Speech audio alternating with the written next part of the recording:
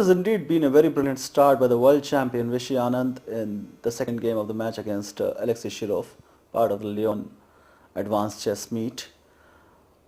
Anand simply steamrolled with his new opening idea and then slowly cashed in on a small error by Shirov. Grandmaster Henrik Danielsson from Iceland had his own views on the game. Let's have a look at what he had to say.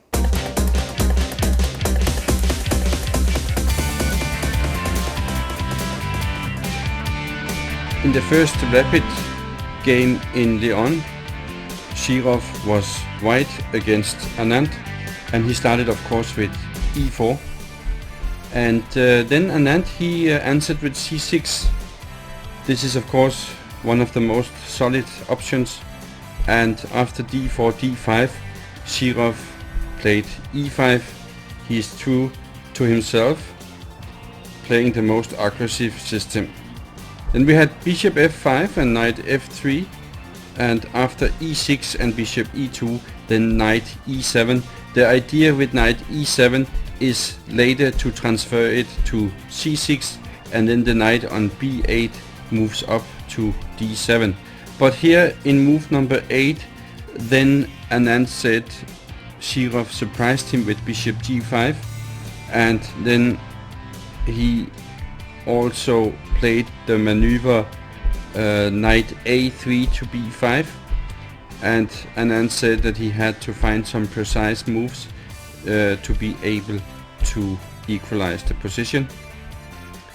After bishop b5, then I think Anand started to play extremely well in defensive manner with bishop to d4, because this bishop g4 pin is quite annoying. After exchange on c6, then queen d4 doesn't really work because of bishop captures f3. If then queen captures the knight, then we have queen g5 threatening mate, and black has put white into trouble. So after b captures c6, Shirov tried to get out of the pin, but then he has weakened his kingside, and later then Anand get counter-attack against the weaknesses on the king side. Queen d4 and then knight b7, doing something about this knight on d6, and after rook a to d1, then c5. Probably queen e3 here is the better move, putting an eye to c5, but also protecting the king side. But he played queen a4, Shirov, and after knight captures d6, then e captures d6 doesn't really work because of queen f6 with a doubled attack on f3 and c3. So rook captures d6, and here he came with the counter-attack with f5, then rook d7 and queen e8, and of course white has a very active rook on d7, and after f captures d4, then Anand neutralized the white rook, and after an exchange on f7 and knight g5, then he had queen f5. But Anand, he had to foresee quite a lot here, and I think he played this game excellent in defense. After knight captures e6, he had planned to capture on e5, and then rook d7 looks very dangerous, but queen e1 seems to hold, and after bishop e4, king g3, then queen captures c3, king h2, and then queen e5 seems all to hold the black position. So after queen f5, Shirov played f4, and again here after rook d7, then Anand played a precise move with rook f8. First put the rook on f8 before playing a6, and then he could get into an equal rook ending. So at last he was able to get into an equal game. Rook a6, rook f3, and after capture on a7 and capture on h3, then the rook has to move back the e-pawn, and after rook e7, Anand played the safe king f8, attacking the rook, and king back, and white has nothing better than rook e7, so here they just agree in a draw. So I think that this was a very well played game. Even though it's a rapid game, then Anand really showed excellent defensive skills. That was a very easy draw as black, and obviously an excellent start for Anand in this match. 3 whites to come in the remaining 5 games. Let's have a look at how the first white game went. The beginning of the second round of the 6-game match between world champion Viswanathan Anand and Alexei Shirov, born in Latvia, now plays for Spain. He is from the same place, Riga, where the great Mikhail Tal, a former world champion, used to live, also known as the Magician. On the board, the advanced chess match between Anand and Shirov started off with a draw, and in the second round game it is already very interestingly poised with the Moscow variation on board. Anand playing with white, Shirov black. The game started with 40 minutes for both the players, with a 30-second increment after every move is played. And as we see, after move 12, Anand has gained 5 minutes on his clock, which means he is rattling out his moves at incredible speed. In 5 minutes out of the first 13 moves, 5 minutes 30 seconds to be precise, Shirov a little behind on the clock.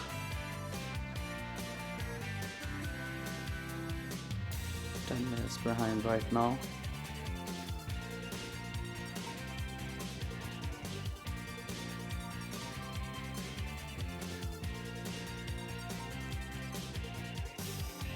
Let's have a look at the moves. The second game of the advanced chess match between Anand and Shirov. The first game ended in a draw after an intense fight resulting from the Caro-Kann defense opening, employed very successfully as black by Anand, who equalized without much ado, and the game petered out to a draw in a rook and pawns endgame. This is the first white game for Anand in the match, and with white, as is often said, they try very hard. Opens with the queen pawn.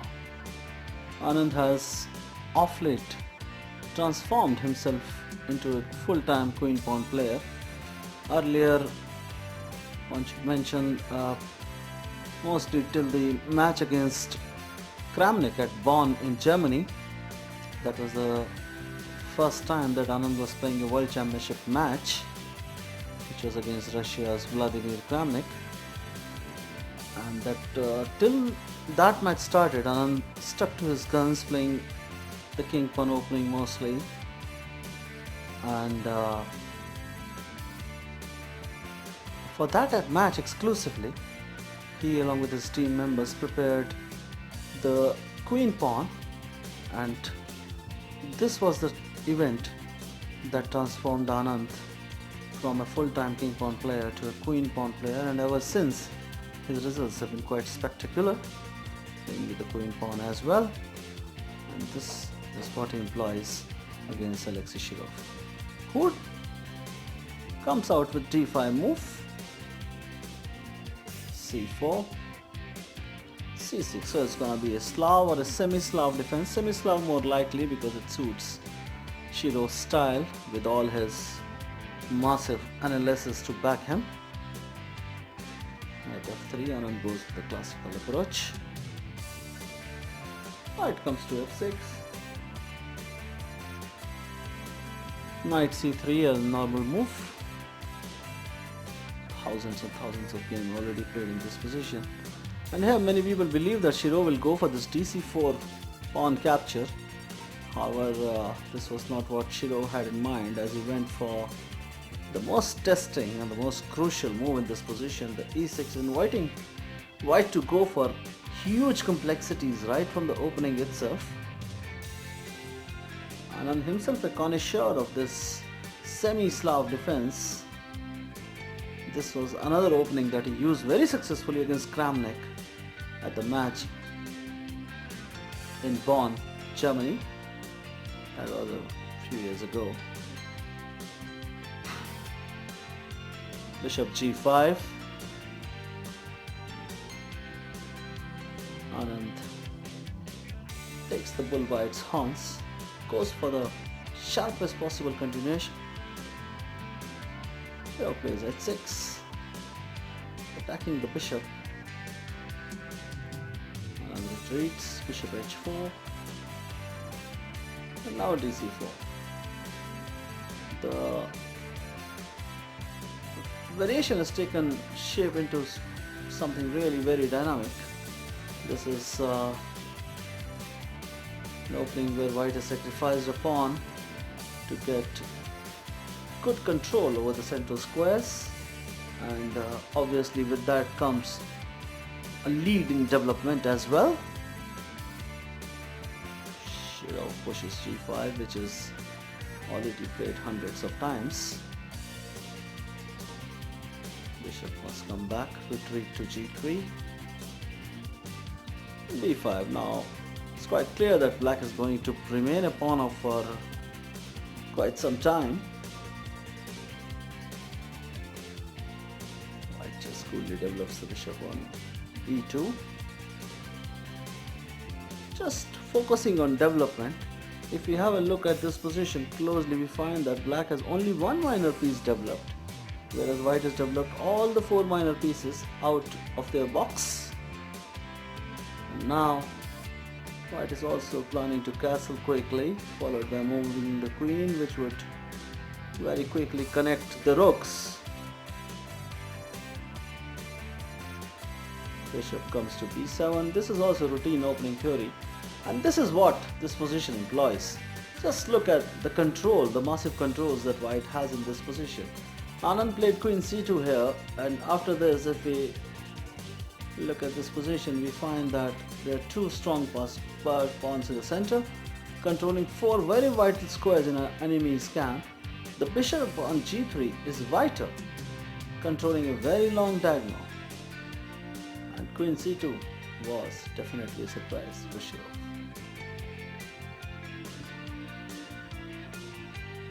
Knight brings it to d7.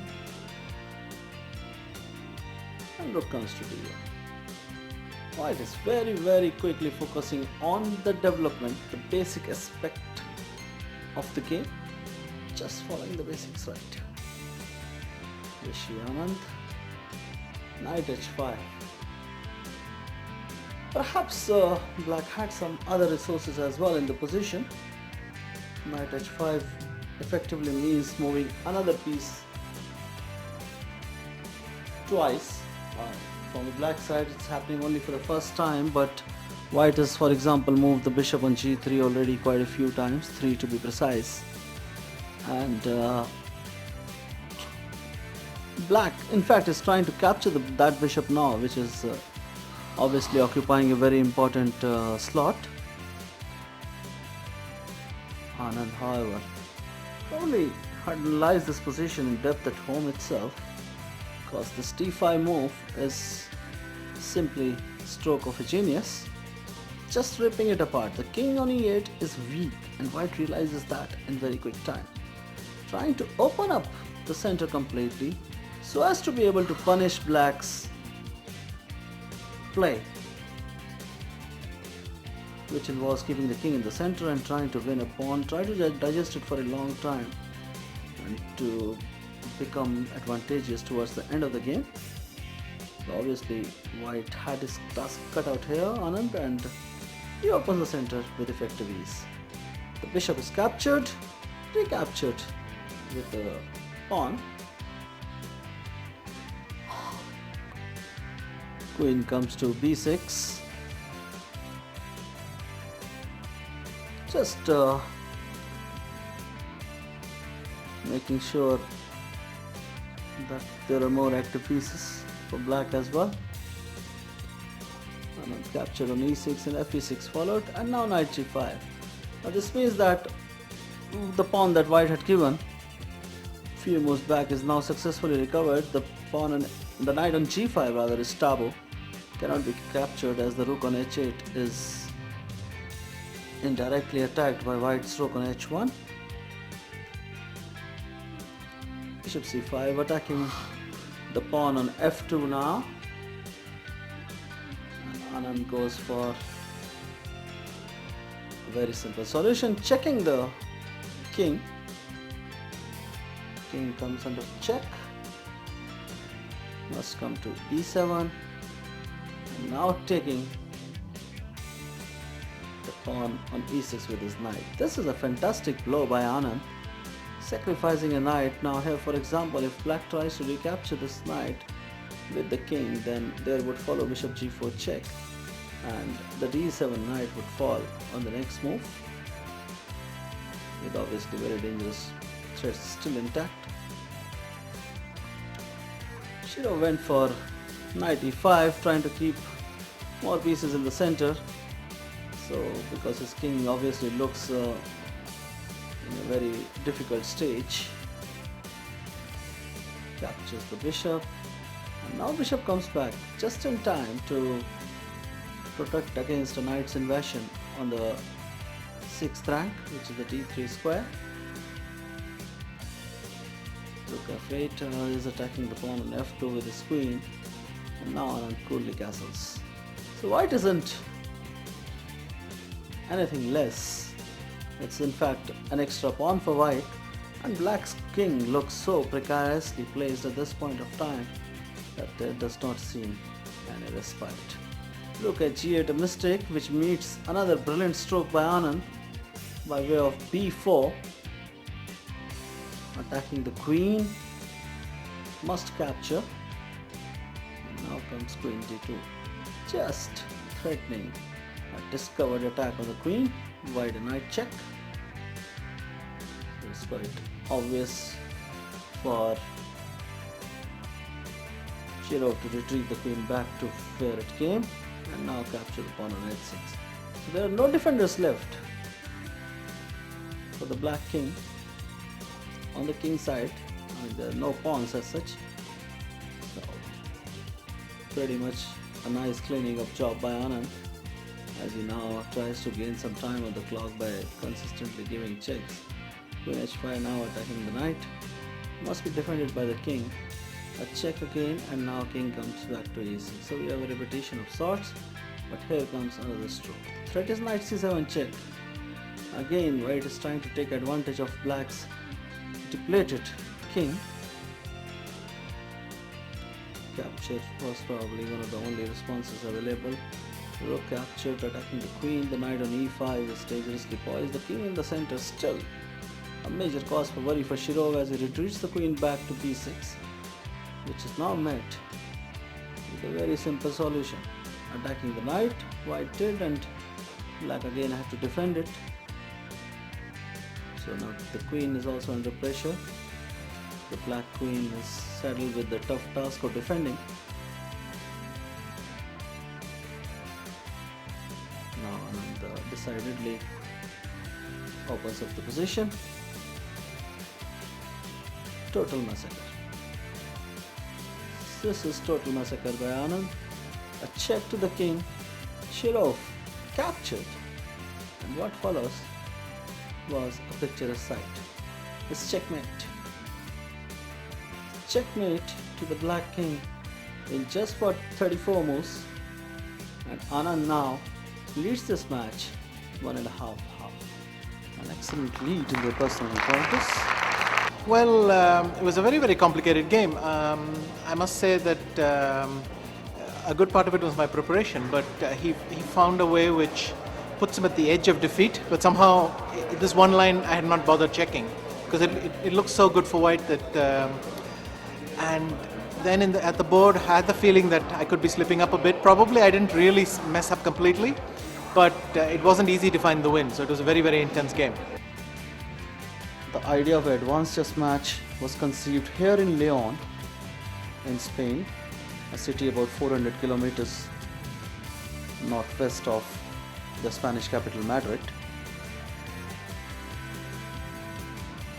When the idea was conceived, it was decided that the players would be allowed to take help of the computers. And therein Anand played a few matches where both the players were allowed to use computers as well as their skills, of course. And Anand won a few of those matches till finally the idea was dropped, and though it's still called the advanced chess match, it's no longer with the aid of computers. There are two players in this world against whom Shirov does not hold an inviolable record. Viswanathan Anand is one of them, and the other being former world champion and former world number one also, Garry Kasparov, at the beginning of the third games. Starting time, arbiter comes, starts the clock.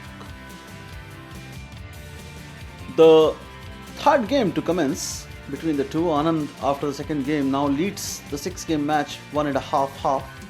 It indeed was a terrific victory here at the City Auditorium by the world champion.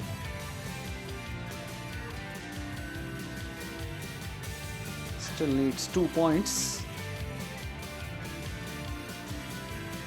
to win this match from the remaining 4 games. Shirov greets Anand as he arrives on the board. A Caro-Kann defense again by Anand. Yet again Shirov goes for the advanced variation. This has been his pet for many years, Shirov's. He goes for one of the sharpest line, advancing the king pawn side pawns early in the game, and retreats the bishop. 6 games match. This is Anand and Shirov have played quite a few times. Anand enjoys an excellent lead in their personal encounters. Shirov might be a feared opponent for players across the globe, but not for Anand, who has had some tremendous success while playing against this Latvian-born Spaniard.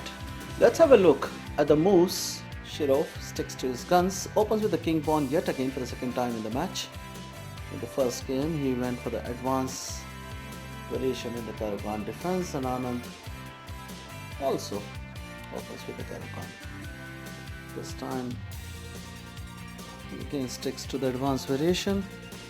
Anand, the first 3 moves are the same, like in the first game, and Shirov is the first to deviate here as he goes for this very sharp g4 move, straight away showing his intentions of going for a bloody battle, trying to stage a comeback directly by attacking the bishop. Anand retreats. This bishop retreat is known a long time ago. Shirov now fully opens, goes for c4, Anand plays e6, support to the pawn on d5, and also at the same time opening lines for the bishop on f8 to come out. Knight c3, and now comes c5. This is a cracker of a move, and Shirov goes for cd5. This is normal capture in this position. After considerable thought, the move was played. ed, and now the Latvian turned Spaniard takes on c5 as well. There is no doubt that Black is going to lose a pawn, but in exchange for that, what Black can promise himself is a little bit of lead in development and a hordes of weak squares in White's position to attack. The plan is simple. Keep the pawn on g4 under attack. The e5 pawn will be threatened with the knight development on c6. Bring the other knight to e7. Push the pawn to d4. And finally, get that knight to d5 in due course of time. Shirov decided against taking the pawn directly, and Anand nonchalantly develops Probably it was still wise for Shirov to capture this pawn, because what transpires later in the game with the advantage of hindsight, it is clear that whatever hopes White had in this position were Black's play would be rather best tested. Had White captured the pawn, Shirov again a bit confused, goes for a bit of a solidity on the king side. Anand now attacking the b2 pawn as well as the f2 pawn simultaneously.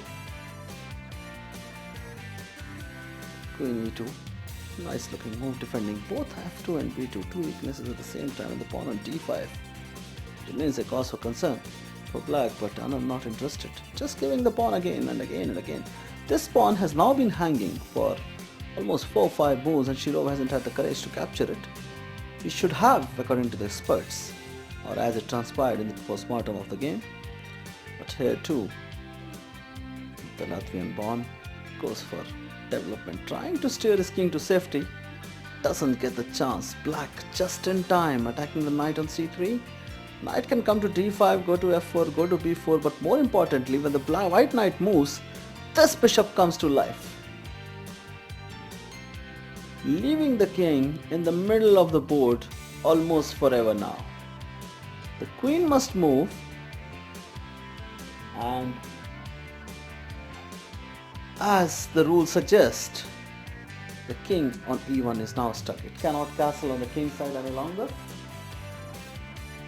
So it's quite obvious that White's king will have to find its home somewhere else. Knight c6 now, defending d4, attacking e5, a3, just trying to keep himself in the game. Knight c6 was also incidentally threatening bishop b4, pinning the queen, so it's just a temporary measure. Knight g6, now e5 under attack. Masterful display by Anand. This has been a game-changing new idea that he employed in the opening. b4 attacking the bishop, retreats without much ado. And now the e5 pawn is falling, so more or less forced for White is to go for the d4 pawn.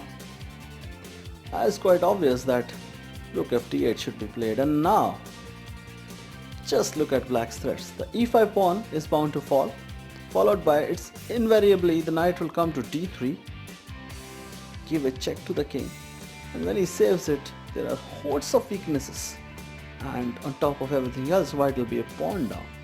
This was such a demoralizing situation in a mere 17 moves for Alexei Shirov that he decided to resign immediately. Anand, a nice victory with Black. Can you tell us something about the game? Well, I think he kind of wanted to play a very messy position, but I think he combined two plans incorrectly. So if you play g4, I don't think you should open the position as well with c4. And suddenly the center exploded. To be honest, I mean, when such a strong player loses in 17 moves with White, it's clear that something went horribly wrong. I cannot even pinpoint the moment exactly where. Maybe already by the time I play knight e7, I'm just much better. So obviously that was a very nice thing to happen.